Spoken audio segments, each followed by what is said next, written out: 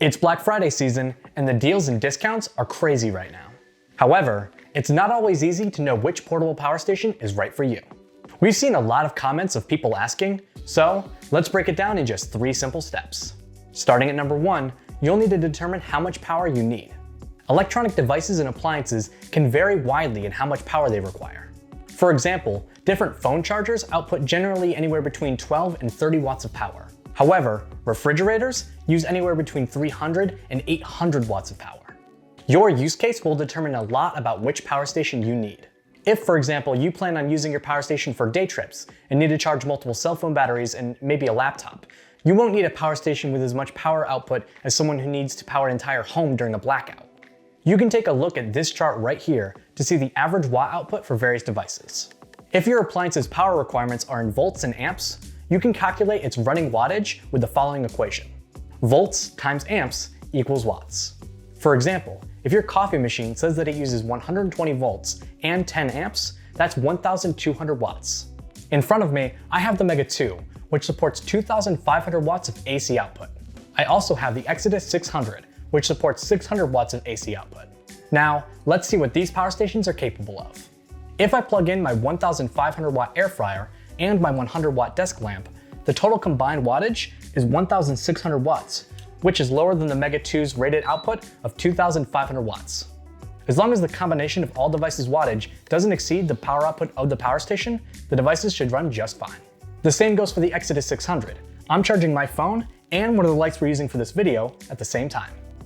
Now, if you want to run multiple power-hungry devices at the same time, you should consider getting a power station with more power output. Some power stations to consider would be the Mega 3 with 3,600 watts of AC output, or the Mega 5 with 4,000 watts of output. One more important thing is to check the peak or surge power of the device. Some devices require a lot more power to turn on than they do to operate, and so can go above their wattage rating in short bursts. Power stations also come with a surge power rating, so make sure that the surge power rating of the device is lower than the surge power rating of the power station. Moving on to number 2, you have to choose a power station with the right battery capacity. OUPES has a wide variety of power stations of many different sizes. From the 256 watt-hour batteries like the Exodus 600 to the 5 kilowatt-hour batteries like the Mega 5. So how many watt-hours do I need? It's actually super simple to figure out. Now that you know the wattage requirements of the devices that you want to power, just multiply them by the amount of time you want to power them for. For example, running a 300 watt laptop for 6 hours would require a power station with a minimum power output of 300 watts and 1,800 watt hours. If possible, you should also choose batteries that reach at least double the storage capacity that you need. That's so that you can keep the batteries from discharging below 50% capacity for the battery's health and longevity. If you found a power station that you like, but it doesn't quite have as much battery capacity as you'd like, you do have an option. You can expand your power station's battery capacity by using extra batteries. For example, when the Mega 2 is connected to an extra B2 battery, that doubles the battery capacity from 2,048 watt hours to over 4,000 watt hours. A Mega 3 connected to 2 B2 batteries goes from 3,072 watt hours to over 7,100 watt hours. And a Mega 5 connected to 2 B5 batteries will get you over 15,000 watt hours of battery capacity. However, while extra batteries may increase the battery capacity, it does not increase the power output. The Mega 2 has a power output of 2,500 watts. Connecting extra B2 batteries will allow you to power the devices that you plug in for longer, but it won't allow you to power more devices at the same time. Finally, number 3, you need to determine how you plan on charging the batteries. First, let's talk solar. We have a lot of solar panel options, but your choice will depend a lot on the solar input rate of the power station that you choose. For example, the Mega 2 supports up to 2,100 watts of solar input with a 140 volt solar input rating. Our OUPES solar panels have an open circuit voltage of 24.6 volts. Now let's do some quick math. 140 divided by 24.6 is around 5.7, meaning we can connect up to 5 240 watt OUPES solar panels to the Mega 2. This means that choosing a power station with a higher solar input capacity gives you the flexibility to expand your solar array as needed. Besides solar power, OUPES power stations also support AC input charging. The Mega 2 supports 1,600 watts of AC charging.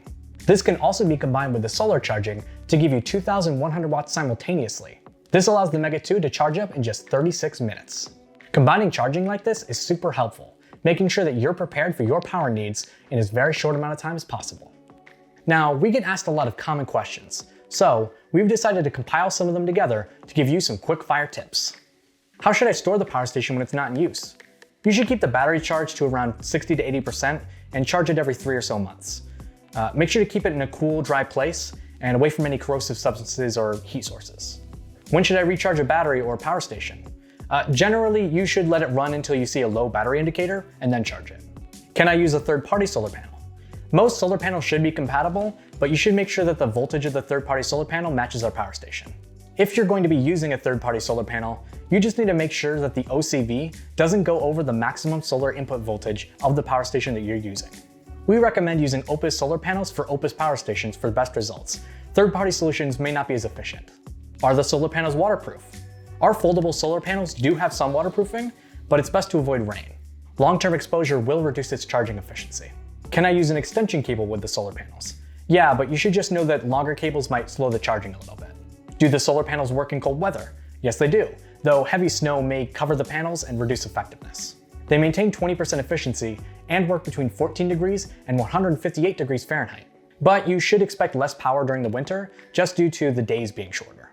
Can I connect another Mega 5 instead of a B5 as an extra battery? Unfortunately, you cannot connect 2 Mega 5s together to use as an extra battery. Also, the B5 battery is specifically for the Mega 5. The Mega 1, 2, and 3 all use the B2 battery. If I charge my Mega 1 and have the B2 battery connected to it, will they both charge? Yeah, the B2 battery will charge if it's connected to a Mega 1, 2, or 3 while it's plugged in charging. This will work with both AC and solar charging. Can I hook up another Mega 1 instead of buying a B2 extra battery?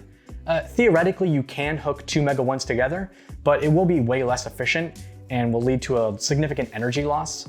So we recommend either purchasing a Mega 2 or an extra B2 battery. Will there be a 120, 240 volt OUPES Mega Series? Actually, there will. We have a 240 volt OUPES power station coming next year. So make sure you hit the subscribe button and click the notification bell to make sure you get notified exactly when it launches.